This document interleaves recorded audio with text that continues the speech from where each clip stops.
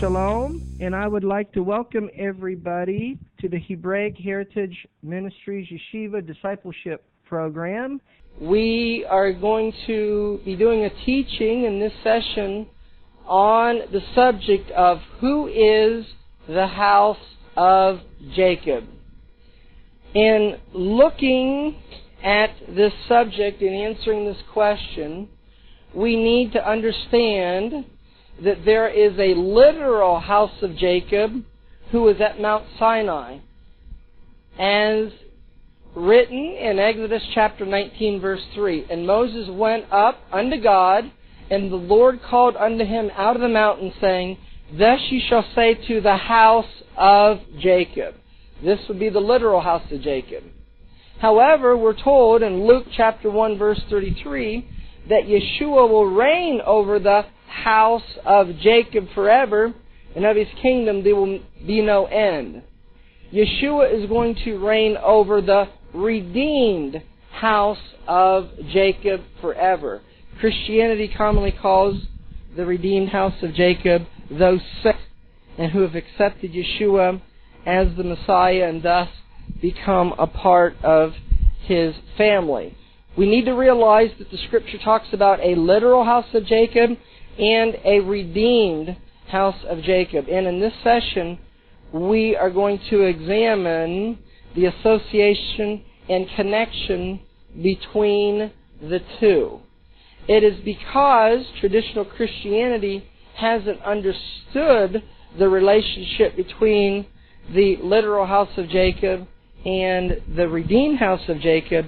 This is how they've come up with that the Old Testament is just about the literal house of Jacob, and they give a new term for the redeemed house of Jacob. They call it the church, or Christianity is the commonly used terms that is used. And then in seeing that in the New Testament, the things that are promised to the redeemed house of Jacob parallels and is connected with the promises to the literal house of Jacob in the Hebrew Scriptures. That is how the church has come up with what they call spiritual Israel. However, those who embrace what is called spiritual Israel come to the conclusion that God is done with the literal house of Jacob. So the church has struggled even to now to get the proper connection between the literal house of Jacob and the redeemed house of Jacob, and that's what we're going to try to unravel in this session. In this session, our objectives and what we're going to be covering is as follows. We're going to learn that all believers in Yahweh are commanded to see themselves as if they were redeemed from Egypt.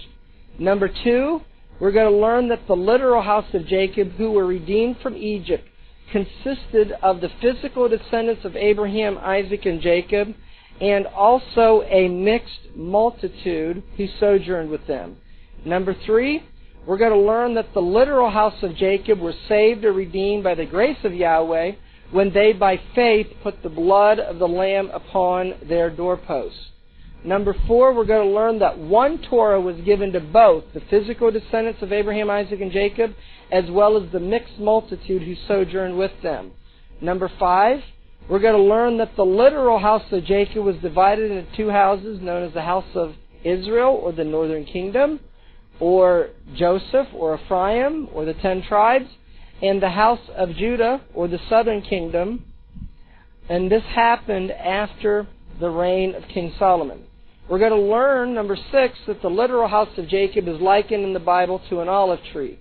Number 7, we're going to learn that the house of Israel, or the northern kingdom, were also known as the house of Joseph, Ephraim, the house of Israel, and Samaria. These aren't the only terms for the northern kingdom, but these are primary terms. Number 8, we're going to learn that the house of Judah, or the southern kingdom, are referred to today as Jews. Number 9, we're going to learn that all Jews, meaning all those from the house of Judah, or the southern kingdom, are Israelites because they're from the house of Jacob, but not all Israelites, that's meaning the northern kingdom or the 10 tribes, they are not Jews because they are not from and of the house of Judah. Number 10, we're going to learn that the northern kingdom, or the house of Israel, was taken captive by the Assyrians, and the southern kingdom, or the house of Judah, was taken captive by the Babylonians. Number 11, we're going to learn that it's the role of the Messiah to restore and to regather both houses of Israel, and He will rule over a redeemed house of Jacob forever. Number 12, we're going to learn that the redeemed house of Jacob is likened to an olive tree. Number 13, we're going to learn that the redeemed house of Jacob consists of members from the literal house of Jacob and also those from among the nations. Number 14, we're going to learn that the literal house of Jacob is visibly recognized today by most people and are referred to as being Jews. And the world calls the redeemed house of Jacob Christians. Number 15, we're going to learn that the ministry of Elijah will bring restoration to the literal house of Jacob and the redeemed house of Jacob in the end of days, and they will, when Messiah comes, become one. The literal and the redeemed will be one and the same when Messiah comes and He sets up His kingdom.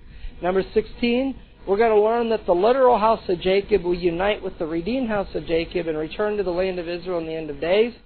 In number 17, we're going to learn that the Messiah will rule over a united house of Jacob, and they will keep His Torah or His commandments during the Messianic era.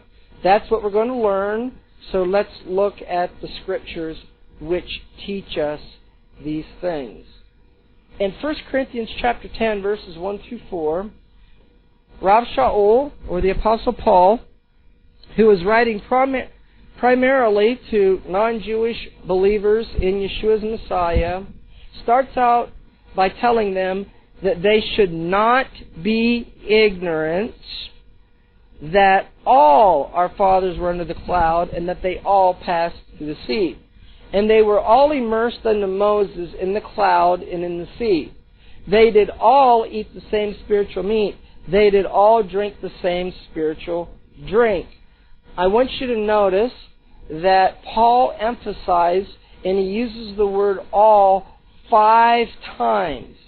In saying that we would not be ignorant, 5 times he uses the word all regarding what we're not to be ignorant of. And he says that all our fathers were under the cloud, they all passed through the sea. They were all immersed into Moses in the cloud and the sea. They all did eat the same spiritual meat.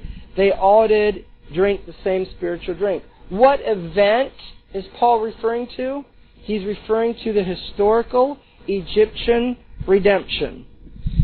And referring to the historical Egyptian redemption, Paul is telling primarily non-Jewish believers in Yeshua as Messiah to don't be ignorant that they are to identify with that event.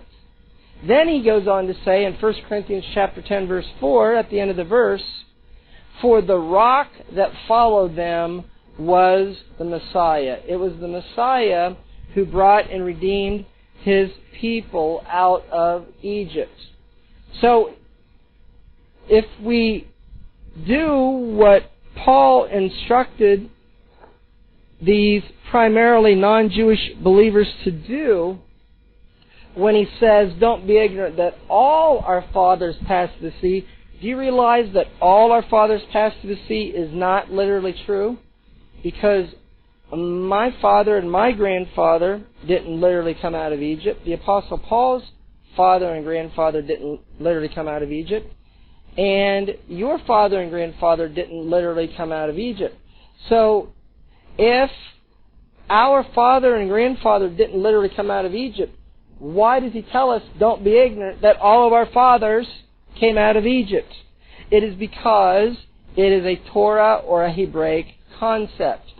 And Paul was actually teaching from the Torah when he is stating this thought, and he is referring to Deuteronomy chapter 29, verses 12 through 14, or Deuteronomy chapter 29, verses 12 through 15. Deuteronomy chapter 29, verses 12 and 13, the context is he's referring to the covenant that is being made at Mount Sinai, and speaking of that covenant, in Deuteronomy 29, verse 14, he says, neither with you only do I make this covenant and this oath, but the covenant and the oath at Mount Sinai is being made with him that stands here with us this day before the Lord our God, and also with him that is not here with us this day. I want you to notice that the covenant at Mount Sinai is being made with two groups of people. It's being made with those who are there, and it's also being made with those who are not there. Which means, if you are in covenant relationship with the God of Israel, even though that you were not physically there, you were there, according to the Torah. And because non-Jews, especially today that believe Yeshua is Messiah, have separated themselves from the Hebrew Scriptures and the events of the Hebrew Scriptures, thinking that those things happen to another people under another covenant, they do not presently see themselves as coming out of Egypt.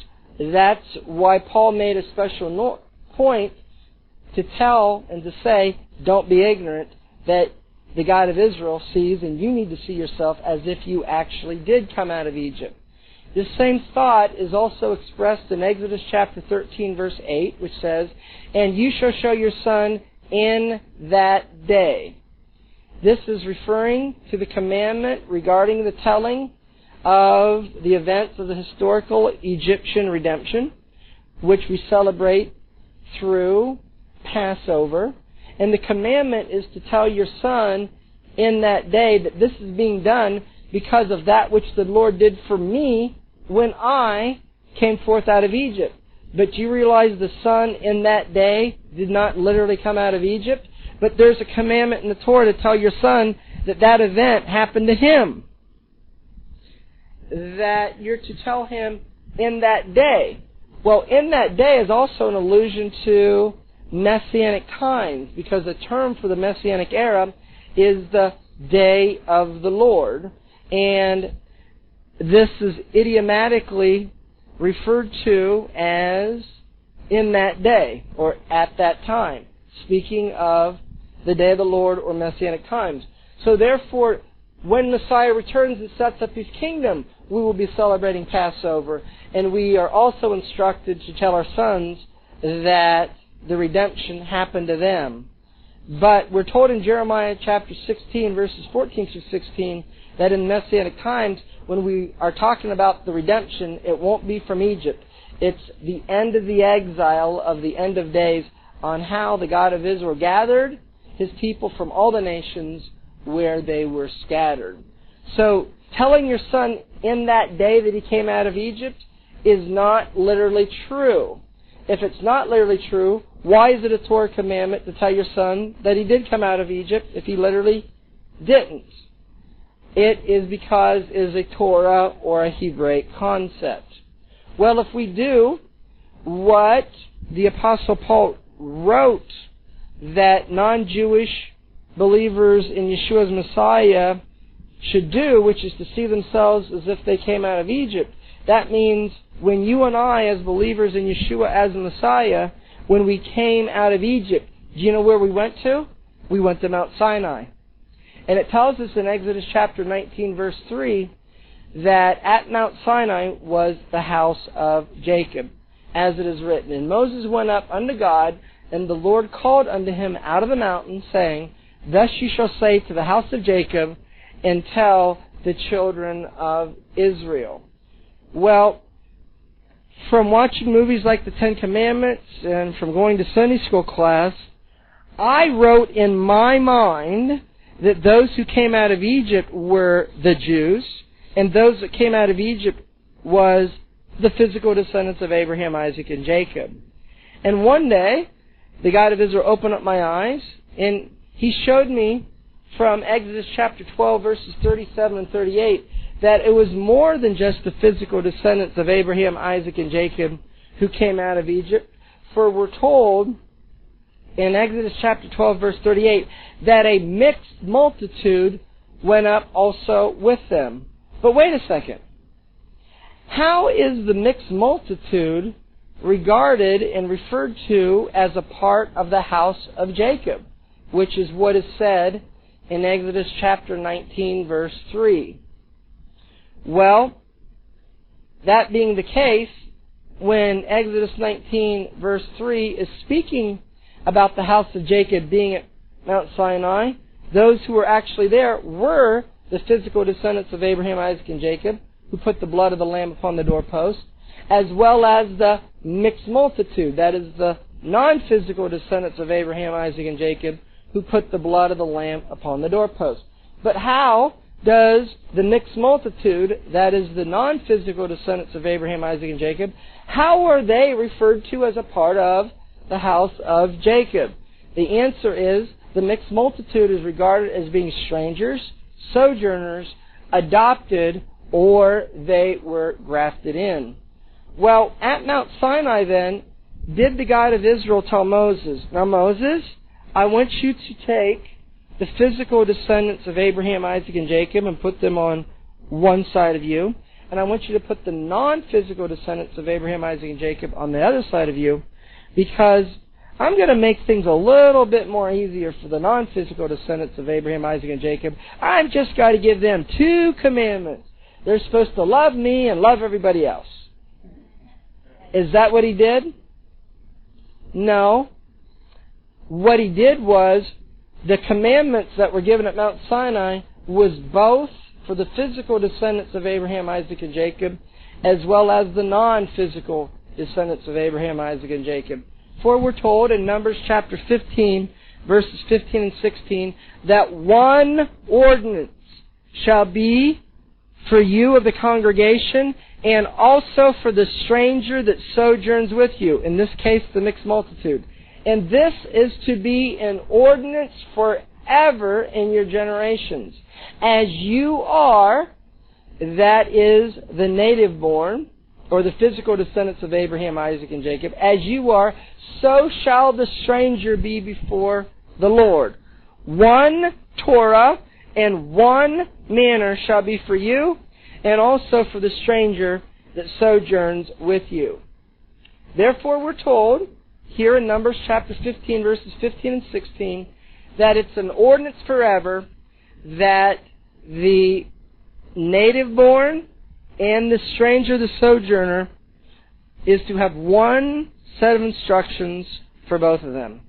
Do you know how difficult this has been for the people who claim belief in the God of Israel to understand these verses? Orthodox Judaism says, oh, no. The commandments are just for us Jews. And if you're not Jewish, you don't need to keep all the commandments. God's made it easier for you, Orthodox Judaism says. You just need to keep 7, the 7 Noahide laws. And that's it. That's all that you're obligated for. There was one set of instructions for non-Jews, but another set of instructions for Jews. Well, what has traditional Christianity said? They said, the commandments at Mount Sinai, those are just for the Jews. And that was for another covenant.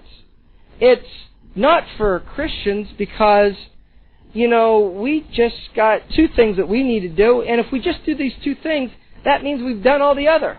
If we just love the God of Israel and love everybody else, that means we have fulfilled all the other.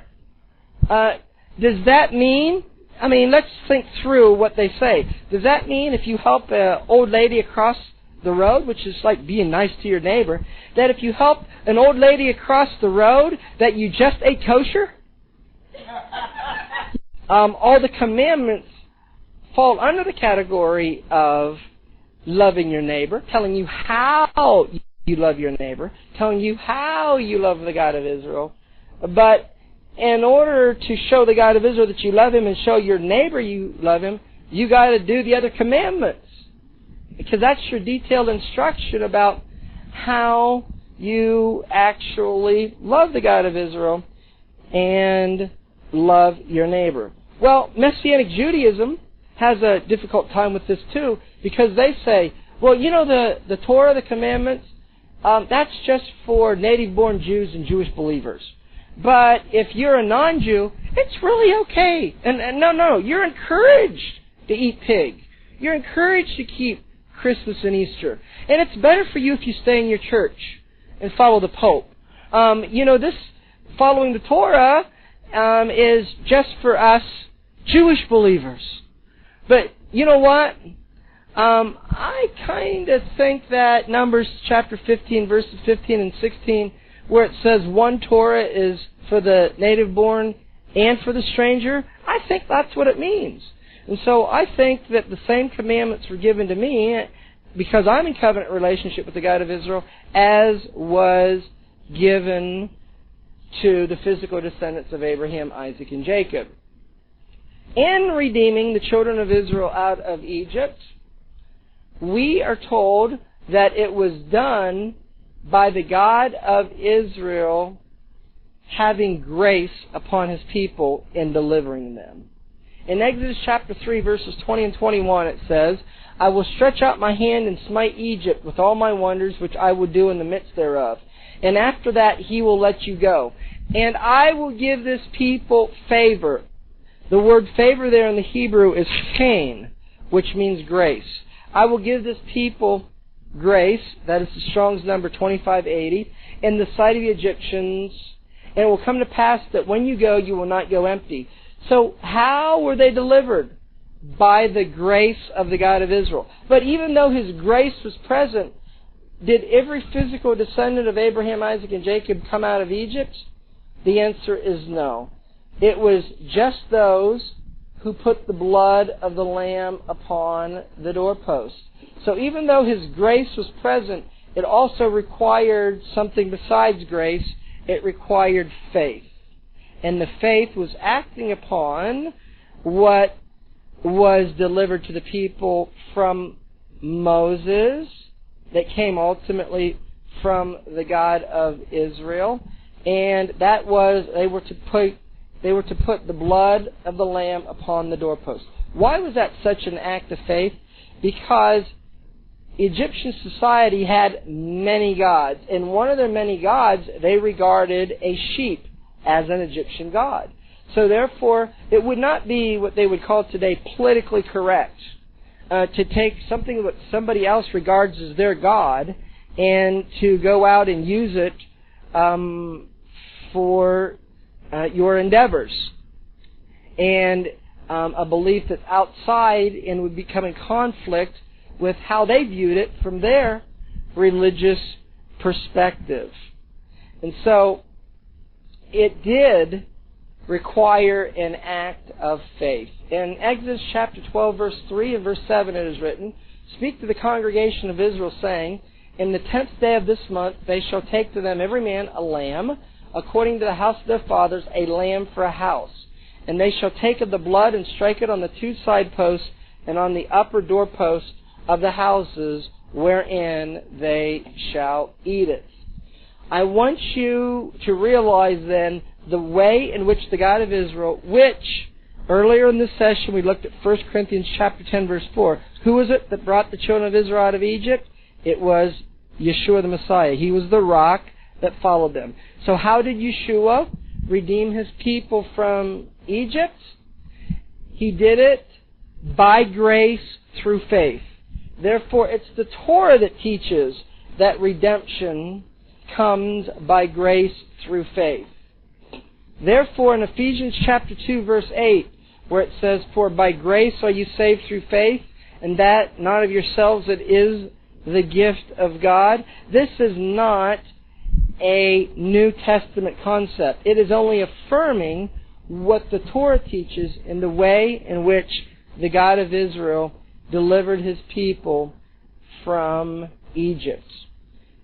Now I want you to notice that it was a people who was first saved by grace through faith who came to Mount Sinai. In order to emphasize this point, did the God of Israel tell Moses, I want you to go to my people and tell them that if I observe that they're doing all my commandments exactly the way I want them to follow my commandments, and then I have no choice but deliver you out of Egypt. Is that what he said? No. Actually, the rabbis teach that the children of Israel were at the absolute lowest point of spiritual depravity. And if they went one more rung lower in spiritual depravity, there was no redemption for them. And so that is the ultimate grace. When you have gone as far as you can go, and still at that point, the God of Israel rescues you and pulls you from your lowly spiritual state. Now, given that we see the pattern and the picture in the Torah that there's salvation by grace through faith, and then they came to Mount Sinai, and the reason why they came to Mount Sinai was they were given instructions about how to live their lives as a redeemed people. And this is exactly what Paul was referring to in Romans chapter 3, verse 31, where he says, do we make void or do away with the Torah through faith, or because we're saved by grace through faith? He says, God forbid we establish the Torah. What basis does he say that after we're saved by grace through faith, we establish the Torah? It comes from the Torah itself. That's how the God of Israel redeemed His people from Egypt into this pattern. But it also raises another point. How is it that if Paul explicitly asks the question, do we make void the Torah through faith? And then he answers it, so we shouldn't have any doubt of what his position is. No, we establish the Torah. Why is it that he is the one that is identified as supposed? How did we get there if he, here in this verse, specifically asked the question as well as answered the question? Well, that is something that we all have to ask ourselves regarding how this came to be. I think it's because we take text out of context and we follow religious tradition.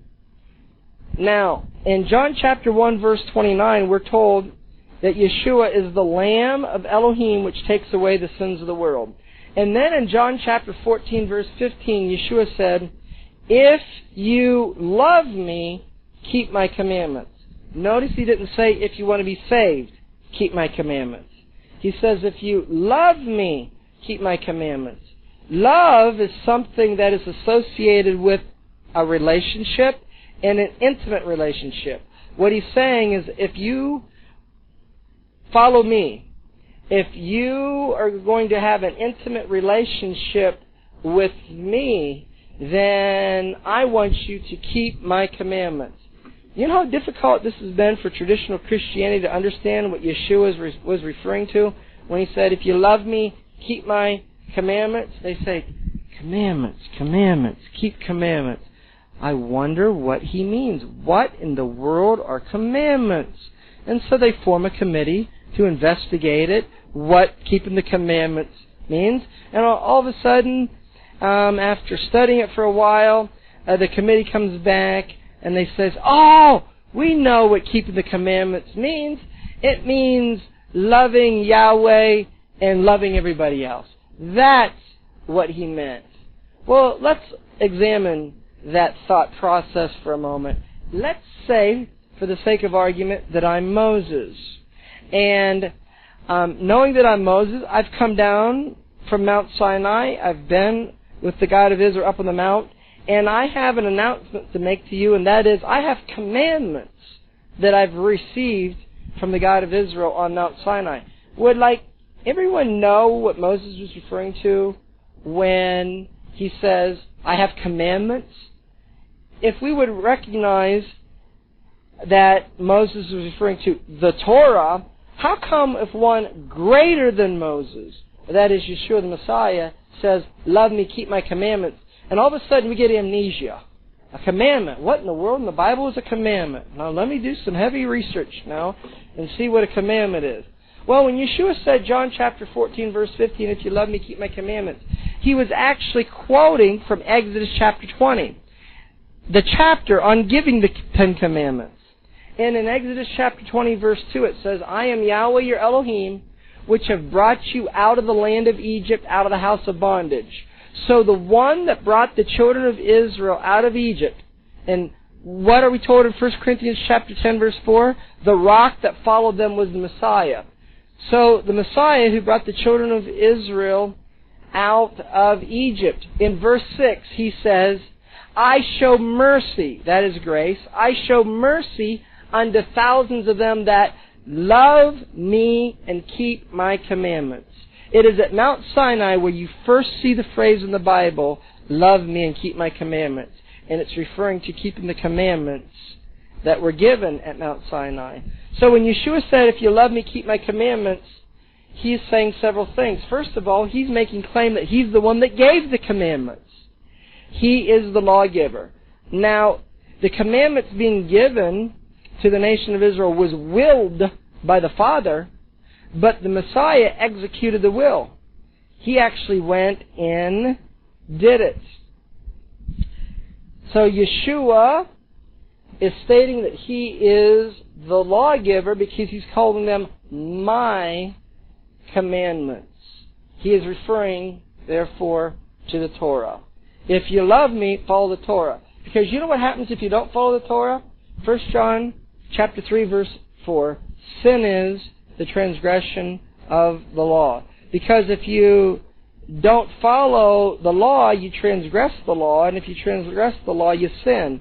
And is a follower of Yeshua supposed to sin? No. A follower of Yeshua is supposed to walk as he walked, and Yeshua followed the Torah. Next, we're going to look that the house of Jacob was divided into two kingdoms, northern kingdom and southern kingdom. And in understanding this, we need to realize that it was Jacob's name that was changed to Israel. It was not Judah's name that was changed to Israel. Because, you see, both Jews and Christians associate the house of Jacob or Israel as being Jewish. Well, the Jewish people come from Judah, who is one of the 12 sons of Jacob. It was Jacob's name that was changed to Israel in Genesis in chapter 32. So all descendants of Jacob are Israelites. Therefore, all 12 of his sons, of course, would be named after the father, be Israelites, and the 12 tribes of Jacob ultimately got divided into northern kingdom and southern kingdom. The northern kingdom were known primarily by the names of the house of Israel, Ephraim, the house of Joseph, and Samaria. The southern kingdom were known by the term the house of Judah. Now, Judah was the leading tribe of the northern kingdom. And Judah was the leading tribe of the southern kingdom. And other tribes that identified corporately with the southern kingdom was Benjamin and Levi. Now, there was an intermingling among the tribes. So therefore, there was a minority of the 10 tribes of the northern kingdom who had intermingled and sojourned with those of the southern kingdom. But they did not constitute a large enough group to be categorized and affiliated with a tribe who sojourned with the house of Judah. Likewise, there were those of the house of Judah, that would be Benjamin, Levi, and Jews who sojourned with the northern kingdom. But they didn't constitute enough numbers to be stated as a tribal affiliated with the northern kingdom. Realizing that all those from the house of Jacob, whose name was changed to Israel, are Israelites, it would mean, therefore, that those from the southern kingdom or the house of Judah or Jews are Israelites. So all Jews, meaning everyone from the southern kingdom, is a part of the house of Jacob. So all Jews are Israelites, however, not all Israelites are Jews. Because those of the northern kingdom, that is the 10 tribes, they're Israelites because they're of the house of Jacob, but they're not Jews because Jews are identified with the house of Judah. The northern kingdom was taken captive by the Assyrians. There were 3 different takings of the northern kingdom by the Assyrians. And the first taking is mentioned in 2 Kings chapter 15, verse 29, which says, "In the days of Pekah, king of Israel, came Tiglath-Pileser, king of Assyria, and he took various places, among them being Gilead and Galilee, and all the land of Naphtali, and he carried them captive to Assyria." I want you to notice that the first taking of any of the 12 tribes of Israel that is mentioned here constituted those tribes who were in the Galilee area. This is why Yeshua's ministry was centered in the Galilee, because he was stating that he was coming to repair the breach. If that's where the breach or the initial taking originally was from, he's coming to that place where the 12 tribes were originally taken from to show that he's coming to restore and to build again the tribes of Israel. The southern kingdom was taken by the Babylonians. 2 Kings chapter 24, verse 10 and verse 15, it is written, "At that time the servants of Nebuchadnezzar, king of Babylon, came up against Jerusalem, and the city was besieged. And he carried away Jehoiakim to Babylon, and he carried them captivity to Babylon." The northern kingdom set up what the Bible calls a golden calf system of worship. The first king of the northern kingdom was Jeroboam. The first king of the southern kingdom was Rehoboam. We are told in Deuteronomy chapter 16, verse 16, that 3 times a year that all the males were to go to Jerusalem to keep the feast. Jerusalem was under the jurisdiction of the southern kingdom king of Rehoboam. Therefore, those under Jeroboam's jurisdiction from the northern kingdom, if they would come to Jerusalem, they would intermingle with those of the southern kingdom or Rehoboam. Perhaps they might start talking, "How's life under your king?" Another would say, "Well, how's life under your king?" Well, if one felt that one king was more oppressive than another, or if they made friends with those of the other kingdom, they might not have their allegiance to their kings. That would be Jeroboam in this case. And so, therefore, Jeroboam did not want and take a chance for that to happen. So we're told in 1 Kings chapter 12, verses 28 and 29, that the king took counsel. He analyzed the situation, and he says, "I don't want my people to be going to Jerusalem. It's too much for you to go to Jerusalem. Behold your gods, O Israel, which brought you out of the land of Egypt." This is a quote taken from Exodus in chapter 32, regarding, in that chapter, the incidents of building the golden calf.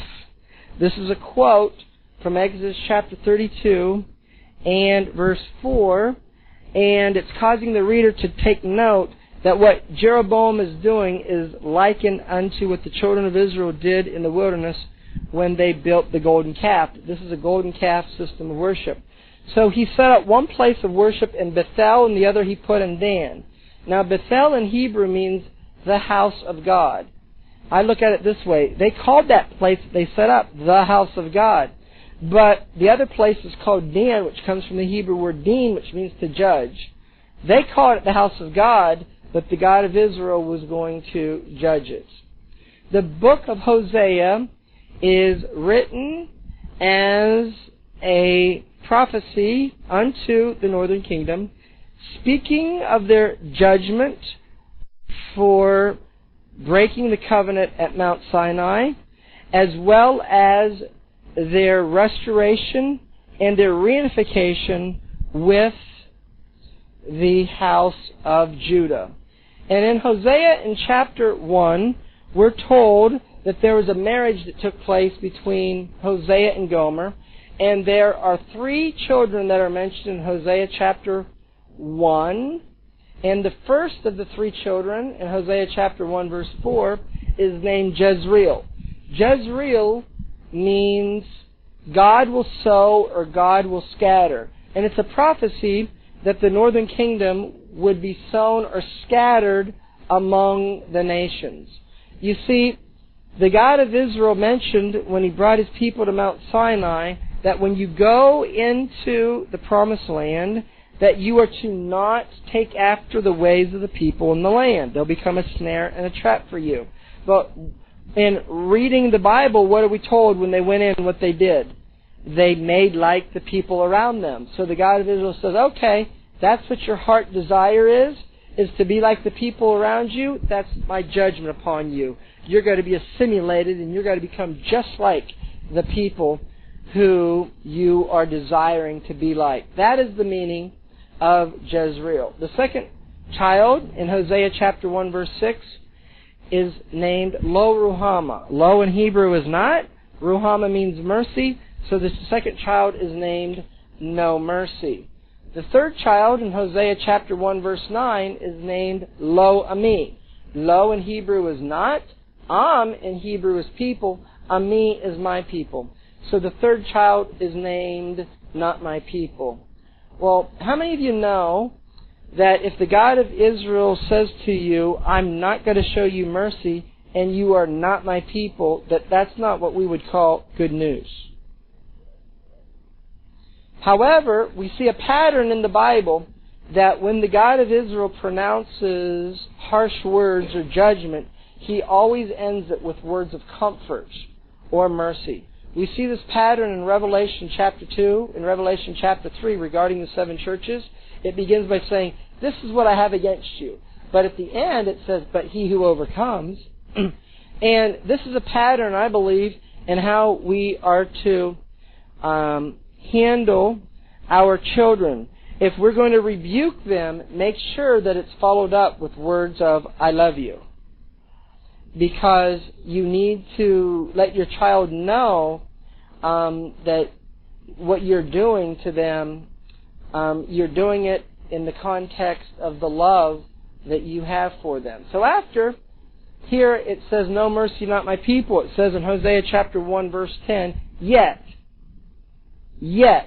even though no mercy, not my people, yet the number of the children of Israel shall be as the sand of the sea, which cannot be measured nor numbered. What do you associate these words with? The covenant that was made with Abraham. In other words, what we're being told here is that through the judgment upon the northern kingdom is how the God of Israel is going to fulfill His covenant that He made with Abraham. Then it goes on to say in Hosea chapter 1 verse 10, that in the place where it was said unto them, you are not my people, where is it said that you are not my people? Right here in the book of Hosea, in proclaiming this judgment. That it will be said unto you, you are the sons of the living God. Well, who is the son of the living God? It is a term that is associated with one who is a believer that Yeshua is the Messiah.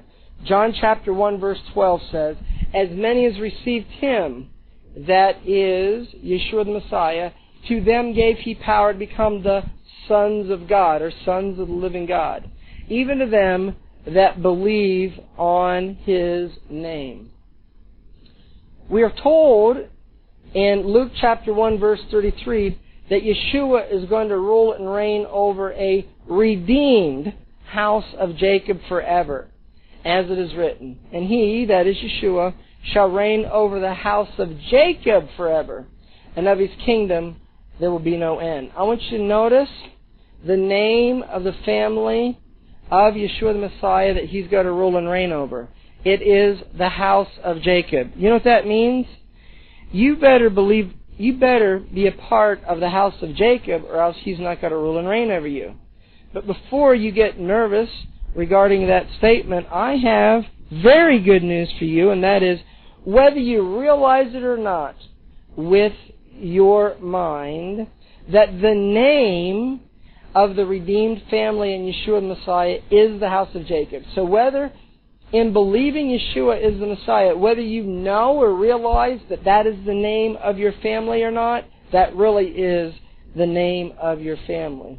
It is the redeemed house of Jacob. We're told in Jeremiah chapter 11 verses 16 and 17 that the literal house of Jacob is likened unto an olive tree, whose branches are broken, as it is written. Yahweh called your name a green olive tree, and the branches of this green olive tree are broken. And then we're told in Jeremiah chapter 11, verse 17, that this olive tree is the house of Israel and the house of Judah. So we're told that there's a green olive tree, who's the house of Israel and the house of Judah, and its branches are broken because they broke the covenant at Mount Sinai. Well, how in the world are these broken branches going to get mended or repaired? And that is what Paul explains in Romans chapter 11. Remember now, in Jeremiah chapter 11, verses 16 and 17, we're referring to the literal house of Jacob, consisting of the literal house of Israel and the literal house of Judah. In Romans chapter 11, Paul explains regarding the redeemed olive tree. That is an olive tree that believes in Yeshua as Messiah. It consists of wild branches and natural branches. And what we need to understand, as we're told in Romans chapter 11, that both the wild branches and the natural branches are grafted in.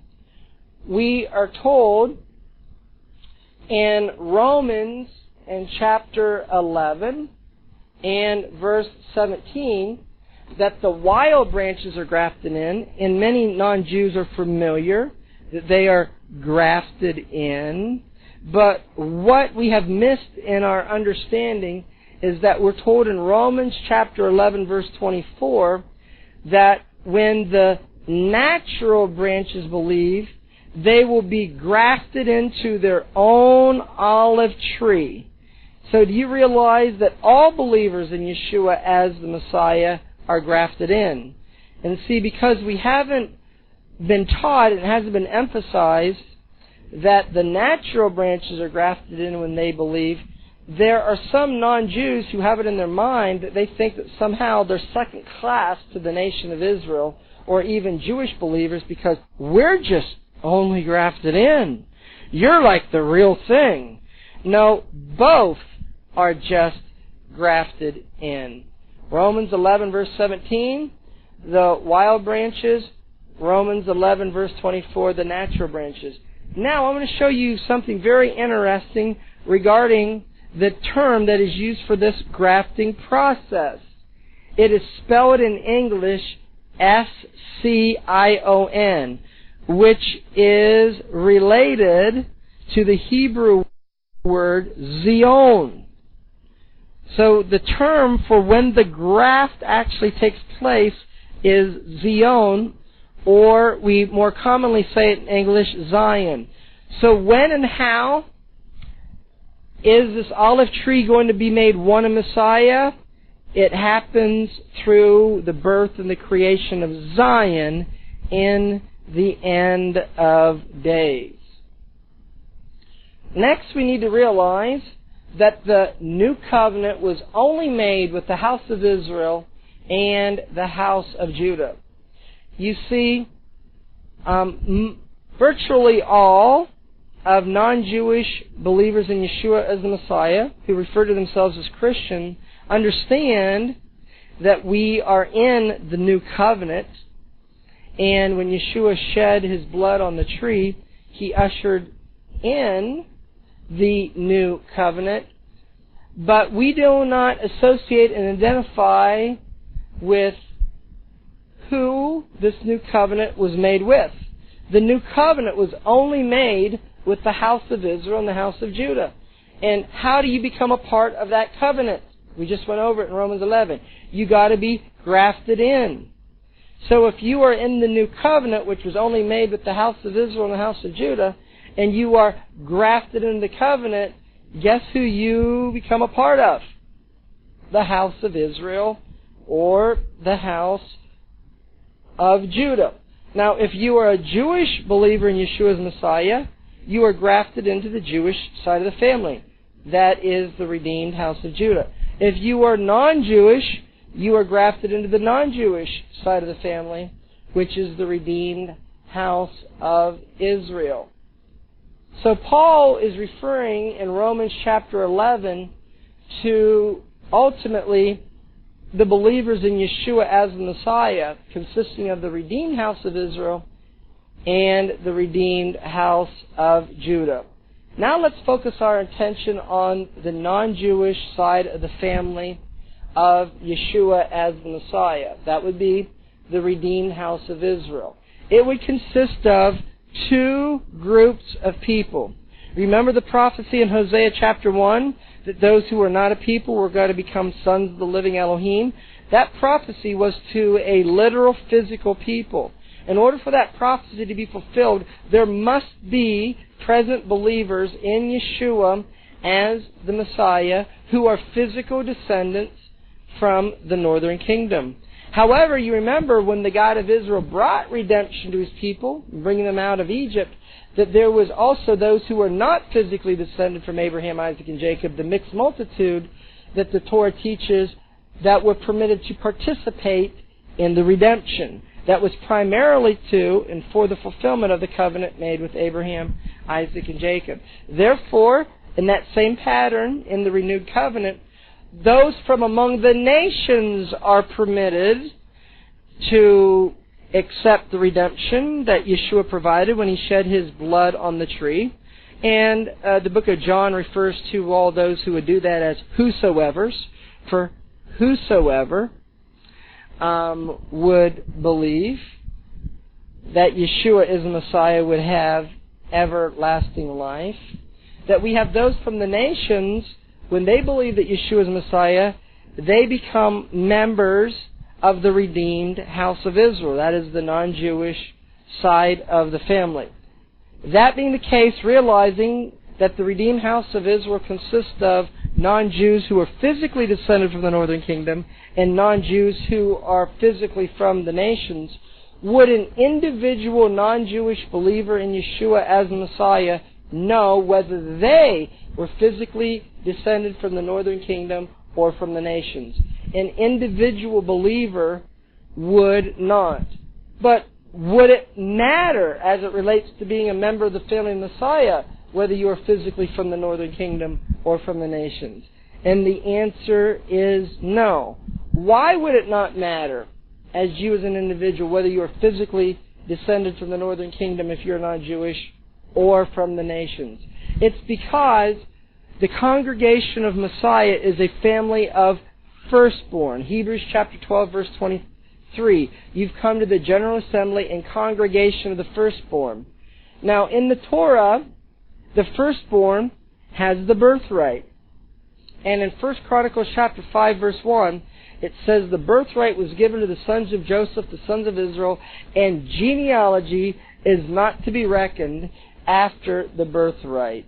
And so the family of Messiah is not based upon genealogy. You cannot become a member of the family of Messiah because your great-great-grandparents believe that Yeshua was the Messiah and you're descended from them. No. You, as an individual, must choose to receive Yeshua into your heart and your life to become a member of His family. Now let's look at the literal house of Jacob today, who we're going to personify as being the Jewish people. Because the northern kingdom got assimilated in the nations, we can't identify who specifically they are. And personifying the literal house of Jacob as being Jews, do Jews believe that Yeshua is Messiah? Well, some Jews believe that Yeshua is Messiah. I know Jewish believers, but most Jews don't believe that Yeshua is the Messiah. Let's look at the situation of the redeemed house of Jacob, commonly called Christianity. Do the majority of people in the redeemed house of Jacob believe and understand that loving Yeshua and keeping His commandments means that they should follow Torah? The answer is some do. We primarily call those who are identifying with that as those who are embracing their Hebrew roots. We believe in keeping the Sabbath and the festivals and the dietary laws and the commandments of the Torah. So some do believe they should express their faith in Yeshua this way, but most people who identify themselves and refer as Christians, most don't believe that they should keep the Sabbath and the festivals and the dietary laws and generally follow what they call the ceremonial aspects of the Torah and being a believer in Yeshua as Messiah. Therefore, the house of Jacob is divided today in that most of the literal house of Jacob don't believe that Yeshua is Messiah, and most of the redeemed house of Jacob don't believe that they should express their faith in Yeshua as the Messiah by following Torah. So how is this resolved? It is resolved through the ministry of Elijah in the end of days. We see the purpose and the function of the ministry of Elijah in Malachi chapter 4, verses 4 and 5, where it is written, "Remember ye the Torah of Moses my servant," that is the subject or the context, and regarding remembering the Torah of Moses my servant, it says, "Behold, I send you Elijah the prophet." Why is Elijah the prophet being sent? It is with the message of, "Remember ye the Torah of Moses." But when is Elijah the prophet sent? Before the coming and great and dreadful day of the Lord. Well, the day of the Lord is the Messianic era. And most of the Messianic era, Messiah is ruling and reigning in the earth after he set his feet down the Mount of Olives. But the darkness part of the day of Yahweh, commonly called the tribulation, is the great and dreadful day of the Lord period of time. So before the tribulation, we're told that Elijah would have a message of remember the Torah of Moses. Is there a message going forth in the body of Messiah today, encouraging and exhorting believers in Yeshua that they need to follow Torah, meaning they need to identify with the Sabbath and the festivals and eating right and other elements and aspects of Torah commandments that have been neglected? Yes. And what is the name given to this movement? We call it the Hebraic roots of Christianity. This, I believe, is a movement that personifies the spirit of Elijah in the end of days. And so therefore, if we really are at the tribulation days and times, and we are actually close to Yeshua returning and setting his feet down on the Mount of Olives, we should see the ministry of Elijah that precedes his coming, because we're told in Matthew chapter 17, beginning in verse 10, when Yeshua was asked, "Why is it said that Elijah must come first?" And he said, "Elijah will come and restore all things," referring to the time prior to his second coming. And so the fact that we have a voice that is crying in the body of Messiah that we need to follow Torah, I believe, is evidence that we are nearing the coming of the Messiah. So ultimately, how does this restoration look like when it ultimately takes place? In Ezekiel chapter 37, verse 16, it says, "Son of man, take you one stick." The word stick in Hebrew is eitz, which really means tree. If you translate it literally, it says, "Take one tree and write upon it for Judah and for the children of Israel, his companions. Then take another eitz, or tree, and write upon it for Joseph, the stick of Ephraim, and for all the house of Israel, his companions." So we're told that we are to take 2 trees. Anyone have any idea what tree that this is referring to? How about an olive tree? Take 2 olive trees and make those 2 olive trees one tree. Well, how are you going to make 2 olive trees one tree? You got to graft them. Make the 2 olive trees one tree, and they will become one in your hand. Make the 2 olive trees one tree, and they will become one in your hand. And then it goes on to say that when they are united and become one, it says in Ezekiel 37, verse 22, "I will make them one nation in the land upon the mountains of Israel."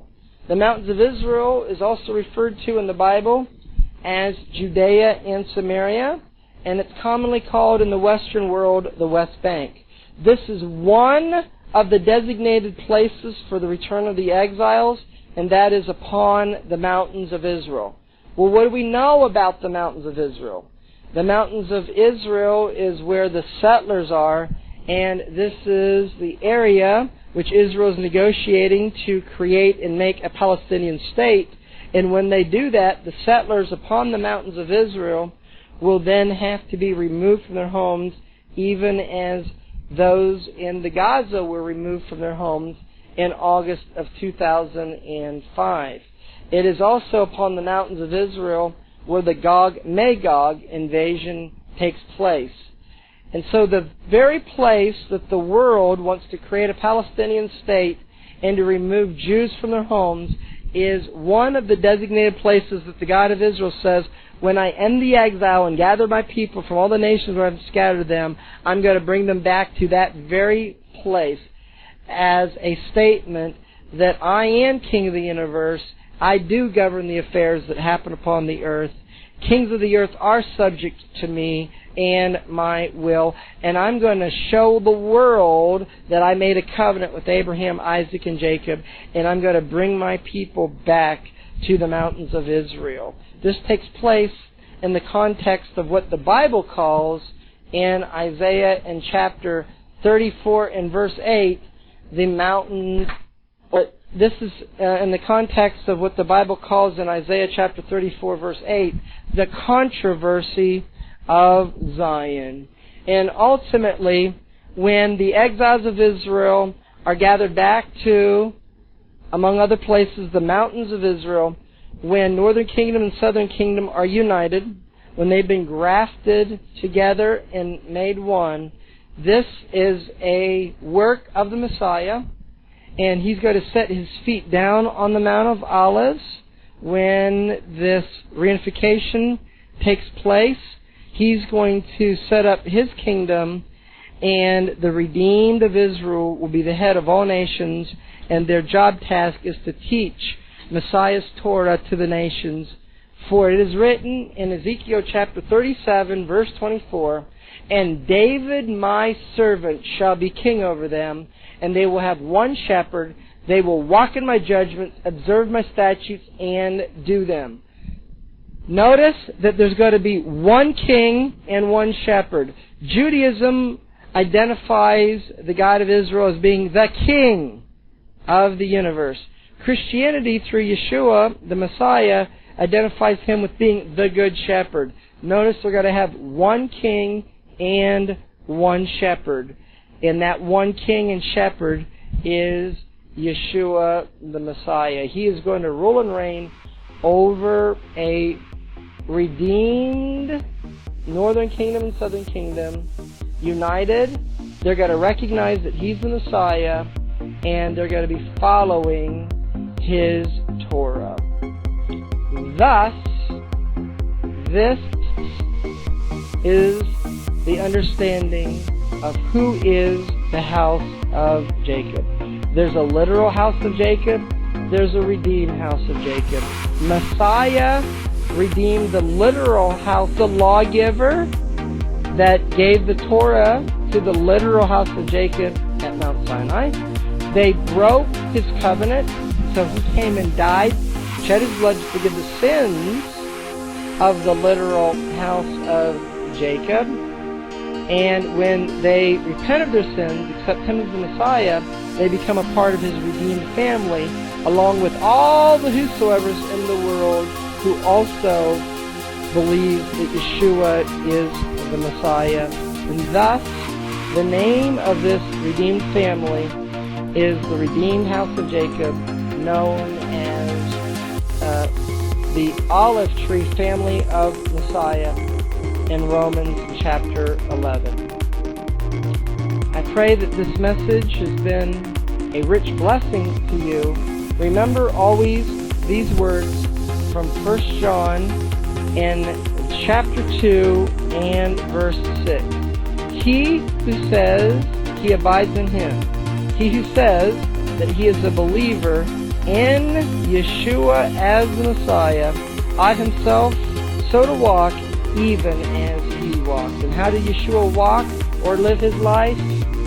He followed the commandments or the Torah of his Father. Even so, we are commanded to do likewise. For Yeshua said, if you love me, keep my commandments. Shalom in Yeshua the Messiah. Amen.